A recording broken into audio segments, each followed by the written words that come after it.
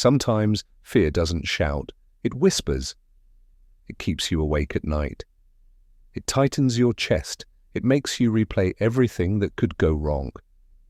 That kind of fear is exhausting. Yet the disciples knew that feeling well.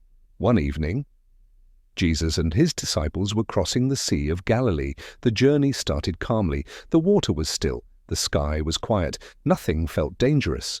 But without warning, a violent storm rose. Waves crashed into the boat. Wind howled around them. Water poured in faster than they could handle. Even experienced fishermen were terrified. And Jesus was asleep. While the storm raged, Jesus rested peacefully in the boat. But the disciples panicked.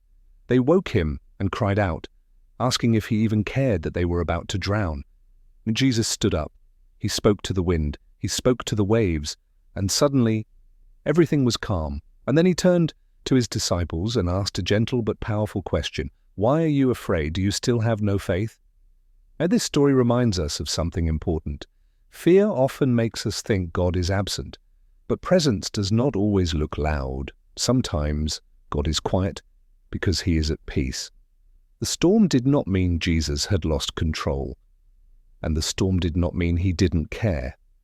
It meant the disciples were being invited to trust him, even when fear felt overwhelming.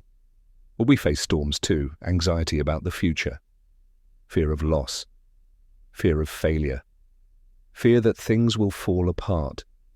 And sometimes it feels like God is silent. But silence is not absence. Jesus was in the boat the entire time. He told you, if you're feeling afraid today, remember this. Peace does not come from the absence of storms. It comes from knowing who is with you in the storm. God's peace is deeper than fear. And even when your heart is restless, he remains calm.